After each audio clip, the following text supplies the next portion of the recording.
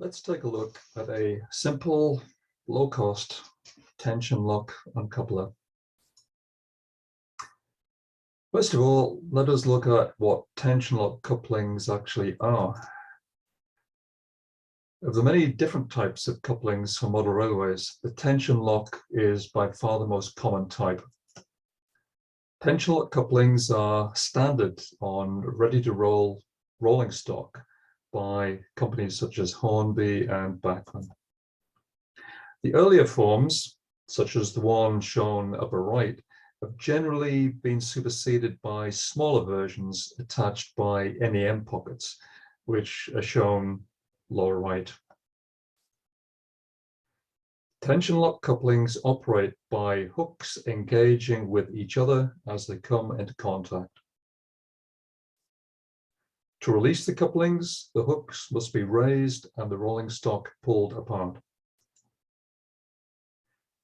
The older style of coupling can actually be more reliable than the NEM versions, particularly when pushing coaches, as this can often result in buffer lock and derailment. Let's look at some commercial options. There are certainly numerous commercial options available on the market. One form takes that of a lightly sprung plate that supposedly only uncouples when the couplings are stationary. This, however, is not always the case, as these are fixed units that are not particularly easy to adjust for height. And often there is a mismatch in the height from the track of the tension lock couplings when you buy from different manufacturers.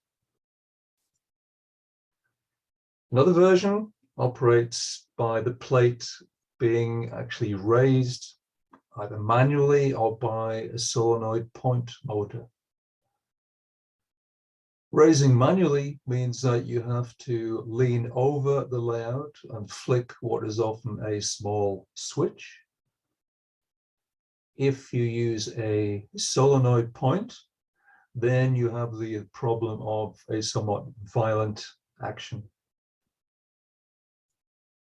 Then, of course, we have the famous hand of God tools, which are nevertheless quite useful if you happen to need to uncouple rolling stock at a part of the layout where you don't have a fixed uncoupler.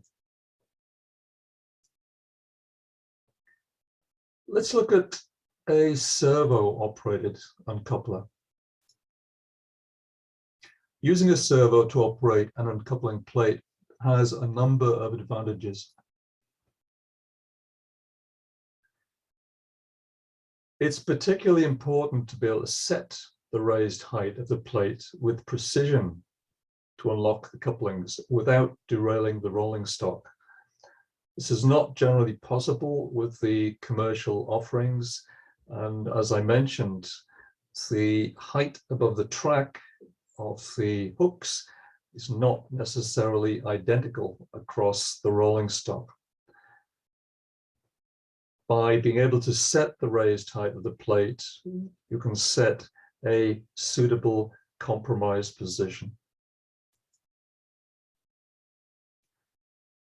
Controlling the speed of the operation is very important. The use of a servo enables you to use a slow and precise, smooth movement.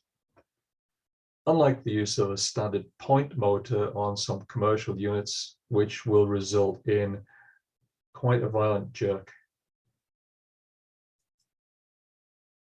And of course, remote control to any part of the layout is possible if you have a servo operated uncoupler.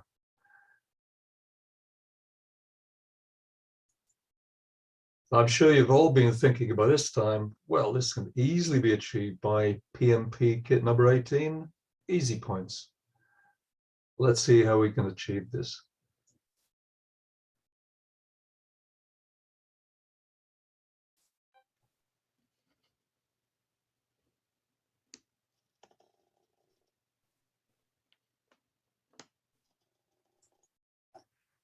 I'm just going to pause the video for a moment just to explain the mechanism. I'm sure you're all familiar with the Easy Points PCB underneath the board here. The servo with the actuating horn. In this case, it's attached to a piece of plastic tubing, which acts as a ram on the center of the plastic plate. It operates by sliding through a tube of a slightly wider diameter to guide it. And either side, you'll see two further pieces of tubing which engage with tubing also attached to the plate. And these in turn act as guides to prevent the whole mechanism twisting during motion. So let me restart the video.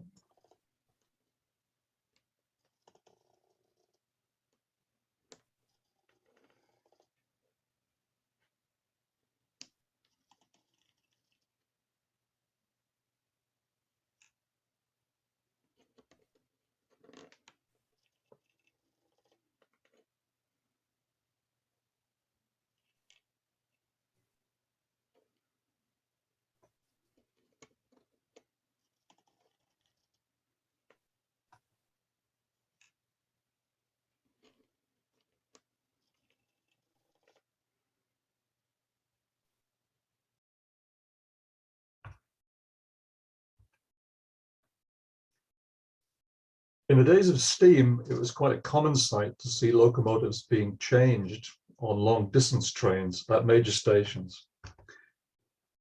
And we can recreate this with a remote uncoupling device.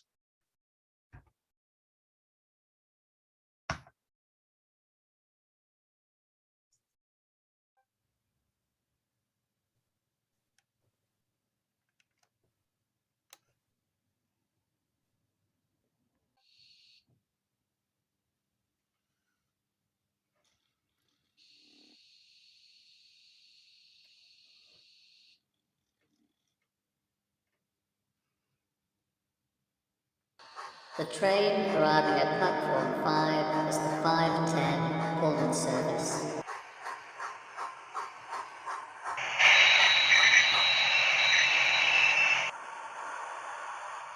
You'll note that I've positioned the signal gantry at the midpoint of the uncoupling device to show me where to stop the train.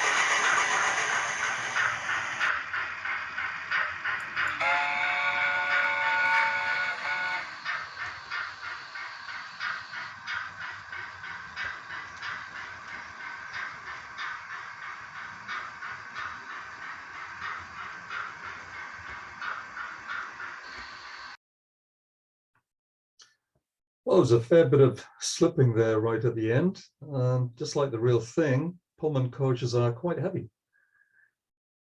So let me open up the session now, and if there are any questions, I'll do my best to answer them.